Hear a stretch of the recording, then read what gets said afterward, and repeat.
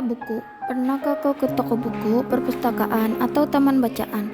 Tidakkah kau merasa istimewa ketika berada di dalamnya? Di sekelilingmu ada berbagai toko dari dunia nyata dan khayal, tempat yang pernah kau kunjungi dan yang belum, informasi dan cerita dari masa lalu, masa kini, dan masa depan, semua berpadu, semua berada dalam genggamanmu. Saat berada di antara buku, tidakkah kau merasa menjadi raja dan ratu? Ruang dan waktu seolah menyatu tanpa batas. Kau bisa terbang, melintasi sekat negara, dan melewati berbagai zaman. Kau bisa menyelam ke dalam samudra, melayang di angkasa, bercanda dengan aneka satwa, dan berkelana di tengah padatnya kota, juga rimba raya.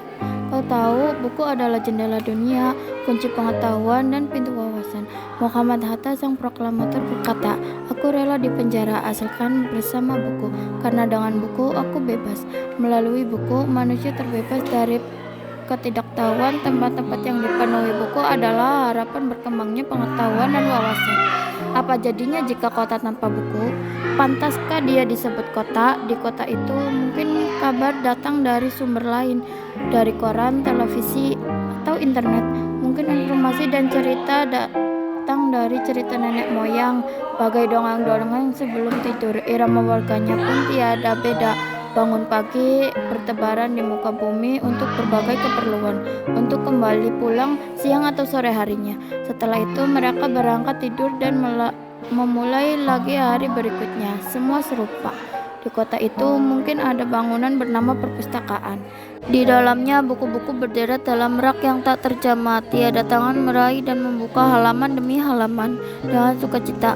Mungkin juga ada tumpukan buku di sudut-sudut sekolah yang sepi dan berdebu, jarang dikunjungi, jarang dibaca. Buku-buku di sana teronggok tanpa nyawa. Bagaimana dengan kotamu? Mungkin kau tinggal di tengah kota yang megah, atau di gang sempit, di desa terpencil, di sisi pesisir, atau di kaki gunung. Adakah perpustakaan, taman bacaan, atau toko buku di dekat rumahmu? Jika ada, apakah tempat itu menjadi wadah perkumpulannya anak-anak dan warga, menjadi pusat perkembangannya wawasan dan pengetahuan, atau hanya menjadi pajangan?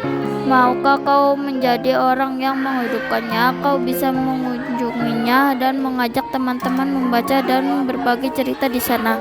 Jadikan tempat itu sumber kegembiraan dan pengetahuan. Jika tempat itu belum ada, maukah kau menjadi orang yang mulai menghadirkannya? Kau bisa memulai dari sebuah sudut di teras rumahmu. Ajak teman-temanmu mulai langkah baru. Jangan biarkan waktu berlalu tanpa buku. Siapapun dirimu, bersahabatlah dengan buku. Dia akan menjadi teman setiamu sepanjang waktu.